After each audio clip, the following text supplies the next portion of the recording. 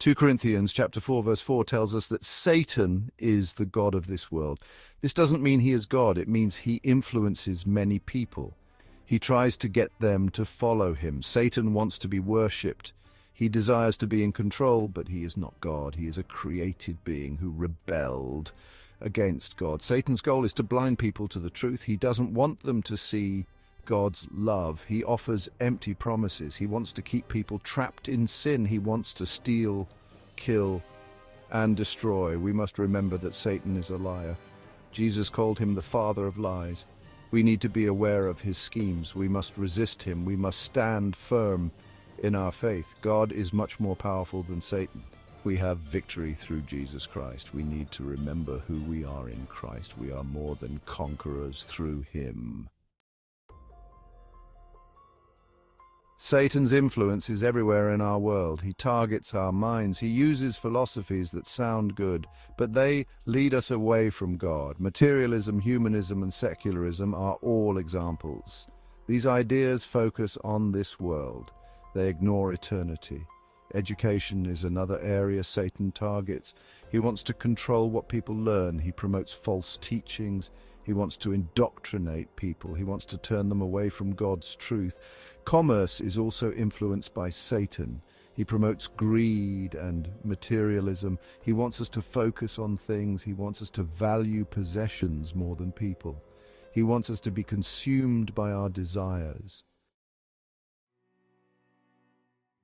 When we live without God, we are living in darkness. We are following Satan by default. He becomes our God. We may not even realize it. We may think we are in control, but we are deceived. We see the results of this all around us. People are lost and hurting. They are searching for answers in all the wrong places.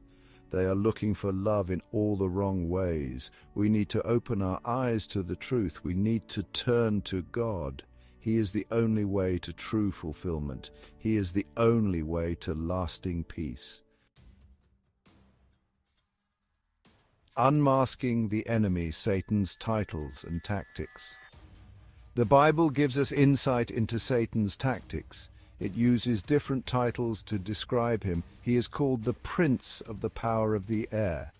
This tells us he has influence over the world systems. He is also called the ruler of this world. This doesn't mean he has ultimate authority. It means he has power over those who don't know God. He is like a squatter in a house. He has no legal right to be there, but he acts like he owns the place.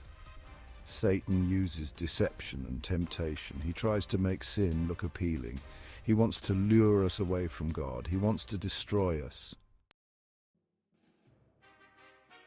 God's sovereignty, Satan's leash. It's important to remember that Satan is not all-powerful.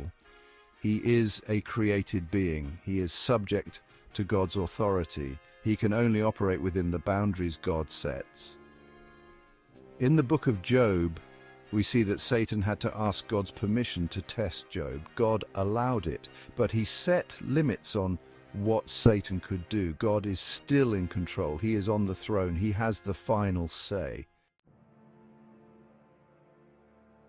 Victory in Christ, breaking free from the enemy's grip. Believers are no longer under Satan's rule. We have been set free from his dominion. We have been given authority over him. We can resist his attacks. We can overcome his temptations. Jesus has already defeated Satan. He disarmed him. He triumphed over him. We share in his victory. We need to walk in that victory every day. We need to put on the full armor of God. We need to be alert and sober-minded. The devil prowls around like a roaring lion. He is looking for someone to devour, but we don't need to be afraid. We have the victory in Jesus Christ.